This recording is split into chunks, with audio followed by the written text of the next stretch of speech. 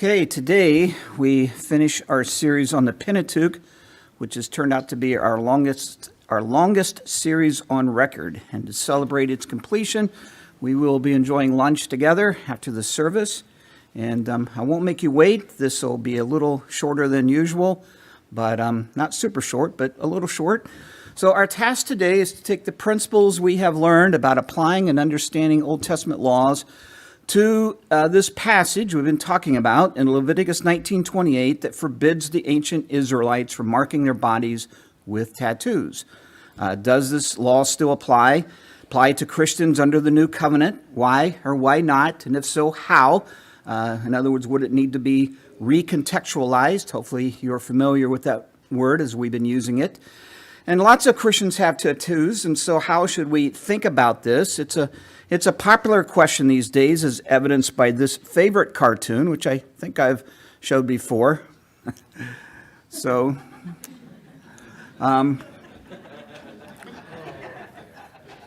the way, this is like, I will still be doing sermons here, but this is my last ambitious sermon. I'm going to be taking on far easier subjects than this one after today. All right, so last week, is there a blank slide after this? No, all right. Guess we'll just have to watch the cartoon for a while. So, like last week, we wrestled with the command to keep the Sabbath day holy. This subject about tattoos should also prove to be a good exercise for us. But before we dive into it, we need to have some visual aids, right?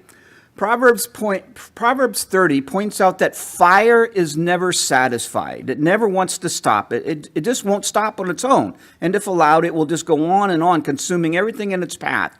It never says enough. And I am tempted to argue that the desire for tattoos can often work the same way, at least for some people. Yep. And so something like this becomes this, right? And this becomes this, right? It's sort of like an addiction to drugs. Here are some other pictures of those who didn't know when to stop. They just never seemed to ever get enough. This guy.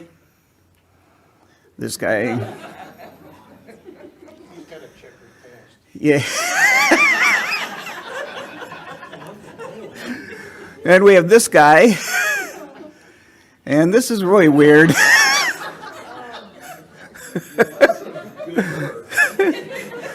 And this.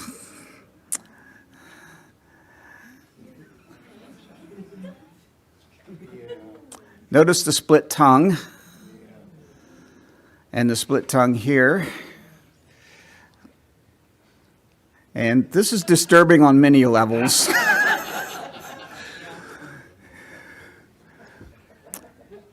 And then we have religious tattoos.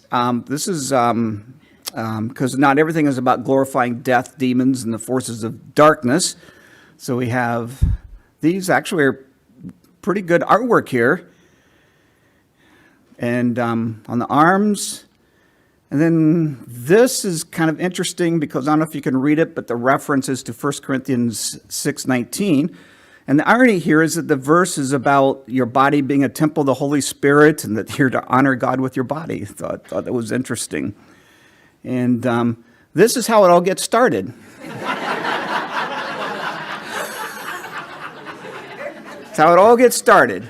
With a small, discreet tattoo of a Christian symbol on the arm of a 5-year-old boy. And we can only conclude that his parents, whoever they might be, are permissive and negligent and worldly.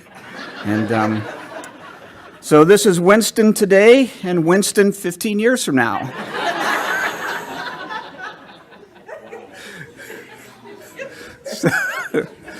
So a couple personal thoughts. If I were to get a tattoo, and I might someday, it would be something along this line. Okay? Very small and out of the way. Small because I have a great fear of needles, and out of the way because I wouldn't want to draw a lot of attention to it. And the only reason I would ever get a tattoo is because I've never been cool. I've always wanted to be cool, and someone told me that if I got a tattoo, I would be cool.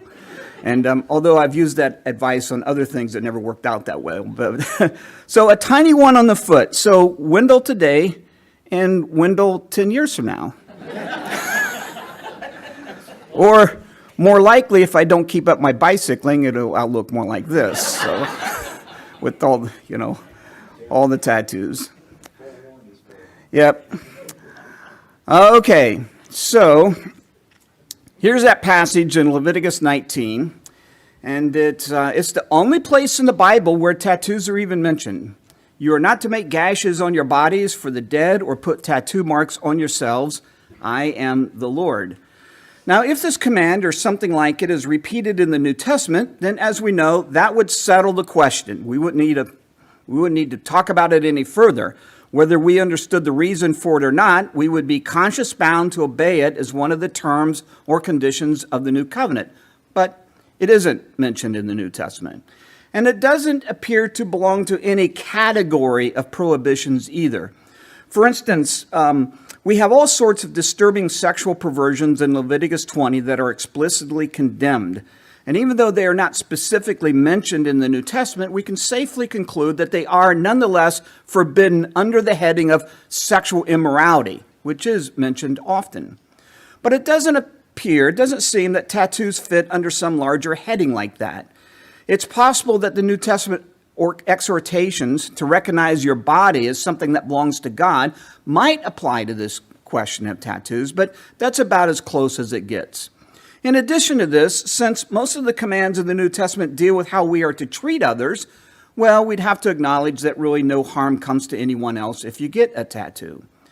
However, before we just flippantly dismiss the command as irrelevant and obsolete for us, we should do our due diligence and see if there are some principles behind it that might still apply, some moral law that is reflected in the command itself.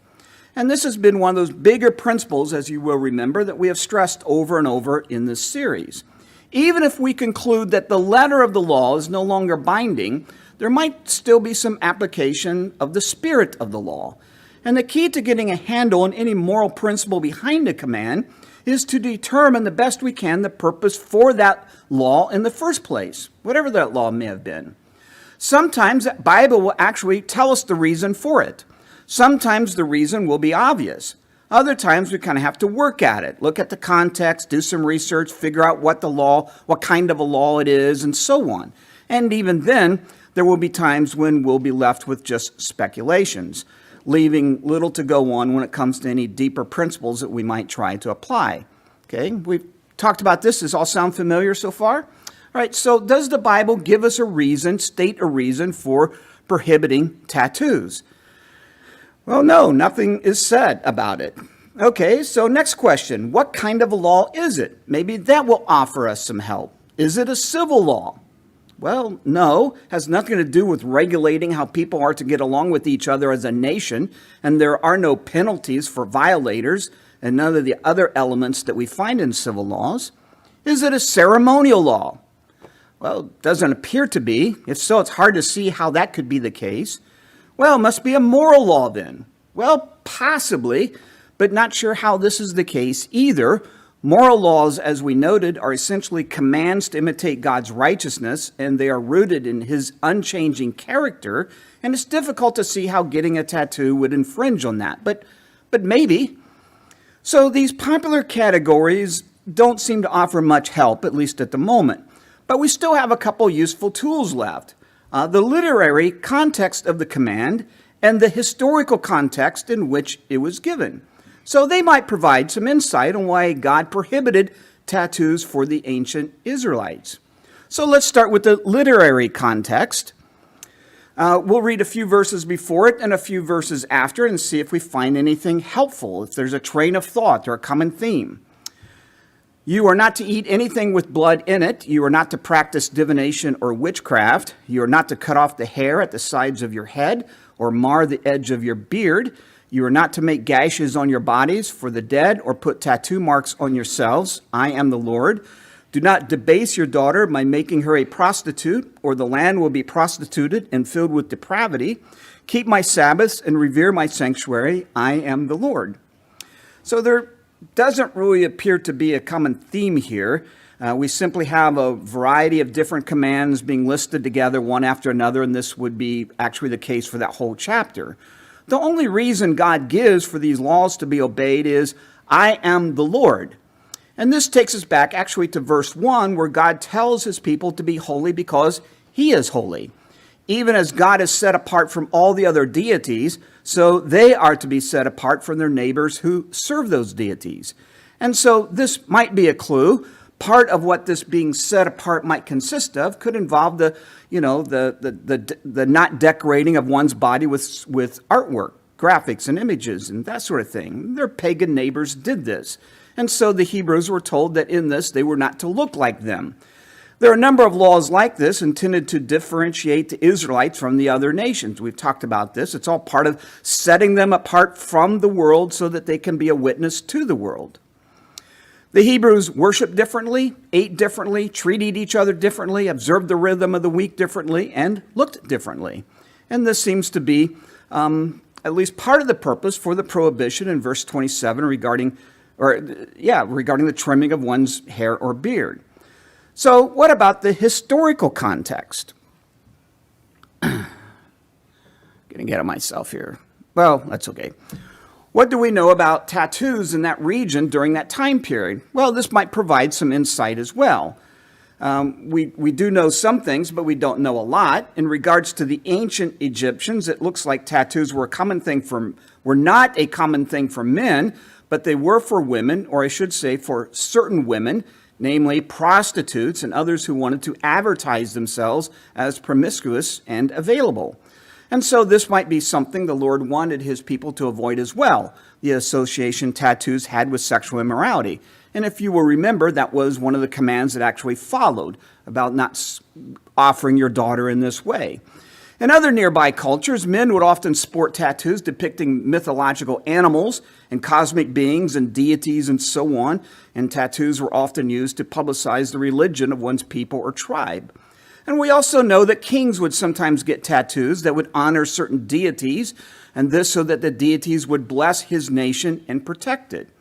And so it appears that in the ancient world, tattoos were largely driven by either superstition or to honor some idol, or as an endorsement of a false religion, or as an invitation to sexual immorality, a number of different ungodly practices. And all the more reason then the Hebrews were commanded to avoid the practice. Now, what about this custom of making gashes on one's body for the dead? That was part of that same verse. What is that all about? And we're interested in this because it seems to be closely tied to this prohibition of tattoos, and one might help explain the other. Well, there was this practice, quite common among the pagans, where people would cut their bodies during times of intense mourning. And this was accompanied by shaving off one's hair and beard. Okay, so we can assume then that these two verses are referring to that particular custom, verses 27 and 28. This was all part of some religious ritual, a propitiatory offering, if you will, to the deities who presided over death and the grave. Shaving the head and cutting the body was how one appealed to them. Please show favor to my loved one who is now under your domain. In fact, we know from elsewhere in the Old Testament that the Israelites had adopted this very practice themselves from time to time. It's unclear if the second part of verse 28 about tattoos is somehow connected to these rituals or not.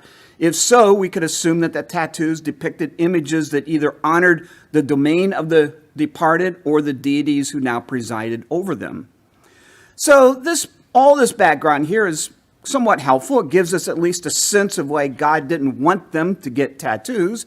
If we lived in a culture where these sorts of things were still being practiced, were still common, then a case could be made that Christians should not get them either. But associating tattoos with superstition and rituals that honor false gods and promote idol worship just isn't an issue here in the West. Tattoos are basically seen as just decorations.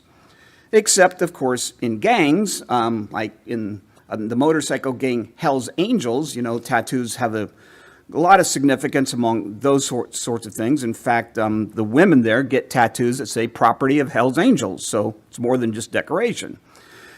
And in regards to this concern of not looking like the pagans, adopting their practices and fashions, well, a case could be made that this actually works differently for the ancient Hebrews than it does for us. And we'll explore that a little bit more later. But concerning tattoos themselves, I would think that for us, it would come down to the tattoo itself. What will the artwork actually depict? And what are you using it to, what are you using it to say? So these people are obviously saying something, and it's not something in keeping with what a child of God would be saying. And on the other hand, these are pretty, safe and harmless. And, Ron, this one is just downright disturbing. I don't know why someone would get a tattoo like that. It says something about the person who wears it, right? So we will come back to this in a little bit, but first let's consider another possible reason that God prohibited the Hebrews from getting tattoos. Number 3, perhaps an additional reason was that it was a way of reminding them that they belonged to God and not to themselves. One scholar noted that this particular prohibition helped to maintain a certain sacredness of life and therefore a sacredness for the human body. Yahweh was not just the God they served and worshiped, but also the God who owned them. If this is the case, then getting a tattoo would, among the Hebrews, be interpreted as an act of independence from Yahweh. I belong to myself, not him. And this particular principle is, of course, repeated in the New Testament, where we are told that we have been bought with a price and that we belong to God, and that the members of our bodies are to be used to serve the righteous will of God. Anytime an Israelite was tempted to get a tattoo, he would be reminded of why it was forbidden. It is not your body to do with as you please. So if this is the case, then this law would, at least to some extent, apply to the Christian. Perhaps he has the liberty to get a tattoo, but only after he has worked through certain questions, hard questions. If my body belongs to God, then do I really have the right to make this permanent change to it? And we'll talk more about that in a little bit as well. So all of these 3 reasons here are plausible, perhaps even likely, but again, since the scriptures are silent on the purpose of this law, we can only speculate, and we have to be careful how far we push any one of them. So as of now, at this point, we haven't really found anything concrete that would categorically prohibit a Christian from getting a tattoo. So the next step, part 2, is to consider possible applications regarding the spirit of the law. With these purposes in mind here that you see, are there ways for Christians in the New Covenant to honor any deeper principles that may be reflected in this law prohibiting tattoos? Well, maybe. I think there are a number of possibilities for that. But again, none of them would enjoy the backing of thus saith the Lord. So these are going to be my observations. You might have different ones. You might disagree with the ones that I present. But this is all part, I think, of help informing our own practice and conviction. But that practice and conviction, whatever it ends up being, can't be put forward as the right way and imposed on others if it doesn't enjoy the thus saith the Lord from Scripture. So again, all this should remind us of our discussion last week regarding Sunday and the observance of the Sabbath. So let's give it a shot. One purpose, as we saw, was to make sure that the ancient Hebrews didn't adopt any customs or rituals that could associate them with the superstitions and religious practices of their pagan neighbors. The New Testament warnings about not having anything to do with the deeds of darkness and standing out as citizens of God's kingdom and ambassadors of Christ, all that, of course, should come to mind here. And lots of examples could be given of how this might apply to us. Christians would do well to avoid horoscopes and astrology and Ouija boards and tarot cards and fortune tellers and anything else that is typically associated with the occult or the powers of darkness, along with Eastern meditations and certain forms of yoga that involve spiritual exercises. Also, Christians will sometimes wear clothes or jewelry bearing symbols that are associated with the false religion or ancient paganism, Wiccan symbols, New Age symbols, and so on, not really knowing what they even stand for. So the motive may be innocent, but the displaying of them serves to endorse, even advertise, troublesome philosophies that are contradictory to Christ and his gospel. If The reason God prohibited tattoos was because he didn't want his people to associate with the religious practices of the pagans. Then that purpose, that deeper principle behind that law itself, still applies across the board to all sorts of things. And we get, similar exhortations of that in the New Testament. Another likely purpose for the prohibition of tattoos is that God did not want his people, the Israelites, to look like their pagan neighbors. And this goes beyond association with idols and superstitions and religious rituals. When you saw an Israelite, you knew right away that the person was an Israelite. They were different. For the Christian, that has more to do with one's value system and lifestyle than looking drastically different than everyone else on the street. But nonetheless, that value system that guides our decisions should inform our practices regarding the way we present ourselves to others, as in what we look like and what we wear. Paul speaks to this in 1 Corinthians and in 1 Timothy, as does Peter in his first letter. In 1 Timothy, women are given the charge to dress modestly, with decency and propriety, not gaudy and flashy. Peter basically says the same in his letter, to not make expensive clothes and jewelry the basis for one's beauty. Don't look like the promiscuous women of the world, or like those who overdo it with elaborate hairdos and makeup and expensive bling, calling attention to their vanity. And in 1 Corinthians, Paul charges men to look like men and women to look like women. So Christians would do well to consider their witness, the message they want to send when they choose what clothes they will wear, and even how much they will wear, and how tight those clothes will be worn, and so on. And along that line, what about the slogans in our t-shirts or the brand names we advertise on our hats and the backs of our jackets? Some things are innocent enough, but not everything. So we just need to be careful about this desire that we all have to fit in, and this need we have to be approved by those in the world. But we are representatives of Christ. We belong to him. We are not autonomous beings. The freedoms we enjoy are freedoms that are to be used to honor him. If, and we don't really know, but if part of the purpose for this prohibition of tattoos was to keep the Israelites from imitating the pagans in the way they looked, then we would want to take that principle to heart when it comes to all that is involved in our appearance. And in our culture, modesty, of course, is a big area on this. A third possible purpose behind the Leviticus 19:28 command is to remind the ancient Hebrews that they belonged to God, that they were his people, and therefore they couldn't do to their bodies whatever they pleased. And this law served as an object lesson for this. And that principle is something that is drawn upon in passages like Romans 6 and Romans 12 and 1 Corinthians 6 and others. In those passages, Paul is addressing either a specific sin or sin in general, but he takes this larger principle and he applies it to those specific situations. You have been bought with a price. You belong to Christ. You don't have a right to use the members of your body to sin. But most likely that principle has a wider application, namely that we are to view ourselves as stewards of someone else's property. Does that mean that Christians can't get a tattoo? Well, I'm inclined to say that this was an object lesson intended for the ancient Hebrews that has served its purpose and it's no longer in effect. But at the same time, I'm inclined to say that if a believer was thinking about getting a tattoo, they should at least consider this in their decision making, given the fact that tattoos are permanent.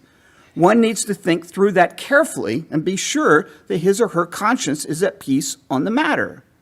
And I would make the same argument on other things that Christians do to their bodies, involving permanent changes that are not medically necessary. We have this assumption that we have autonomy over them and seldom give any thought to God's place in any of this. We just march ahead, oblivious to the fact that we belong to him and he owns us, owns every part of us. Again, we are stewards of someone else's property. That same underlying principle could be implied even wider to gluttony and obesity and adopting a sedentary lifestyle and not taking the medications your doctors have prescribed and not taking care of your teeth and not getting your colonoscopy and taking unnecessary risks that could result in injury and so much more, so much more. If we are stewards of someone else's property, then we need to take care of it. We need to protect it. And we're all guilty of this to some degree. I mean, I'm slowly poisoning myself with Diet Mountain Dew and milk chocolate. So supposedly dark chocolate is healthy and will add 30 years to your life, and milk chocolate will take 30 years away from your life. But nonetheless, so do we have a right to kill our bodies, commit suicide? Do we have the right to alter our bodies to match the gender we prefer to be? Do we have the right to permanently alter our reproductive system? I mean, where is the line? I could just keep going through the list. Where do we draw the line there?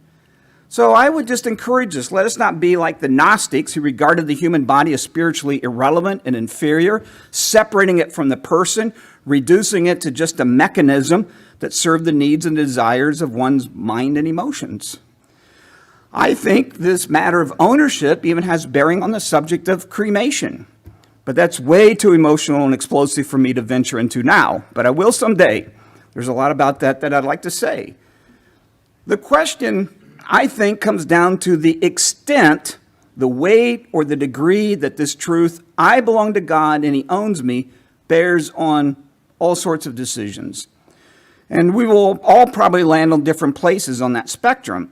Some will conclude that if God cared about unnecessary and permanent changes that we might make to our bodies, that He would have spelled it out more clearly in Scripture. And I think that's a valid argument.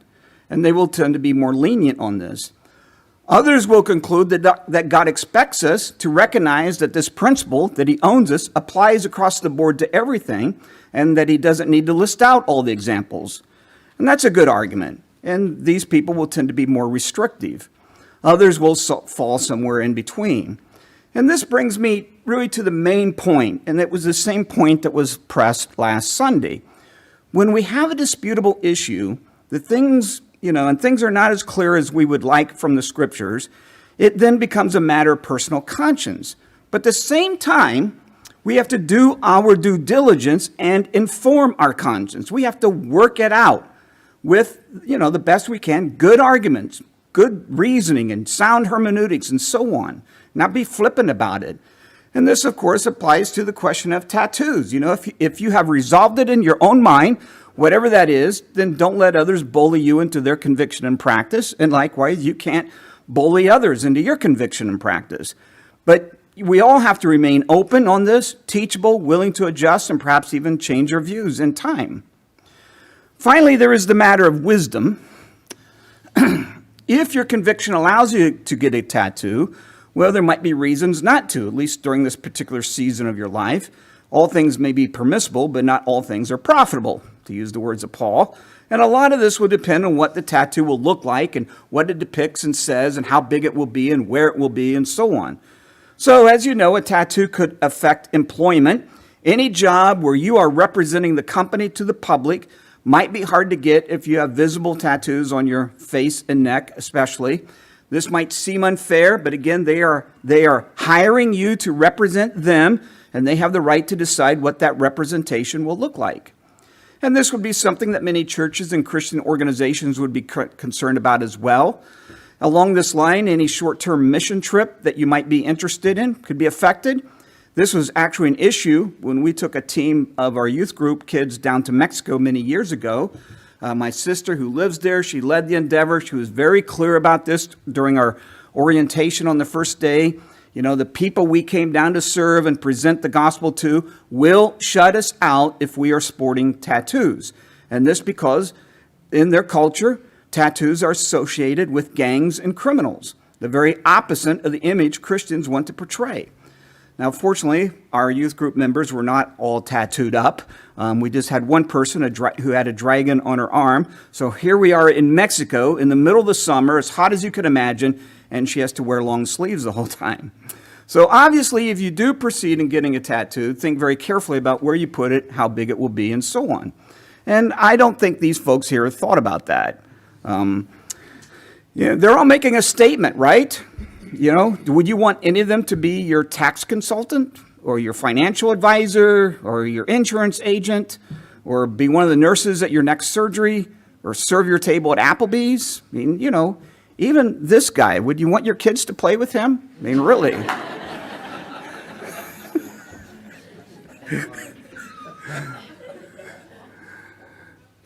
So every tattoo is a message. It says something about the one who bears it. Will the graphic of the tattoo be appropriate?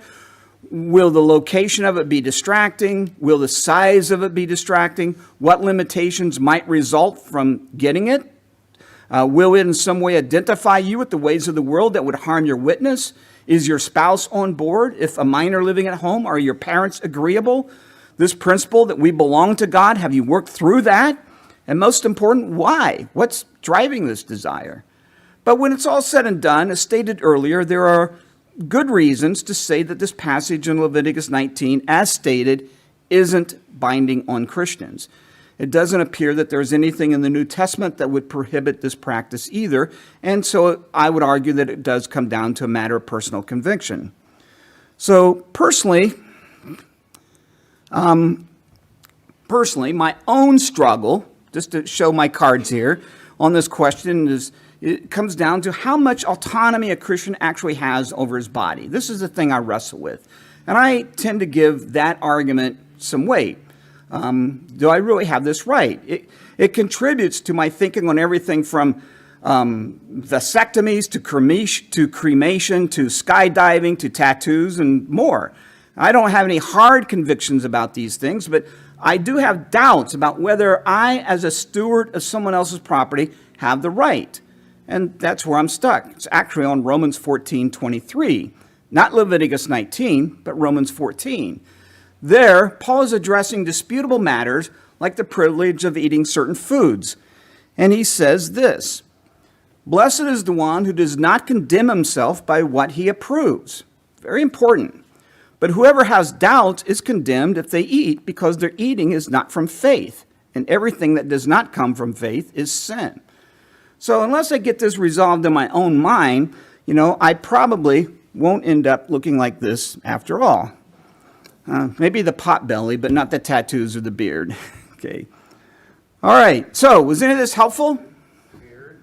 Right? What? Beard. Beard. No, not. We'll have the beard. Any questions? Too bad. We're out of time for questions. So. Yeah, we got to get to the deli. Everybody wants to eat. Nobody's thinking about the sermon anyway. Everyone's thinking about the food. All right, so this officially concludes our series on the Pentateuch. Next week, the subject for the sermon will be entirely different, and the one giving it will be different as well. We will just reset, and all things will be new. All right? Josh Birch, I'll turn this over to you.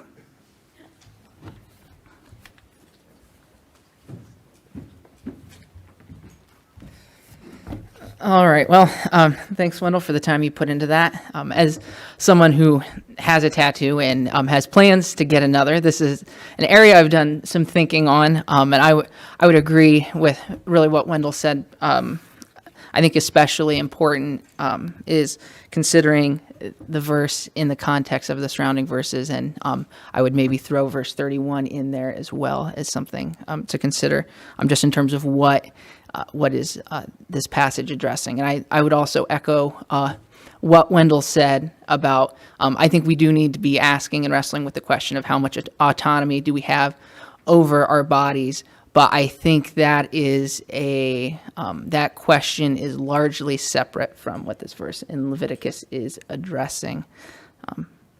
In fact, the other things that are addressed there, like trimming your hair or gashing your body, are in fact temporary changes. So there doesn't seem to be an indication that what's being addressed here is personal or permanent changes in the context of bodily autonomy.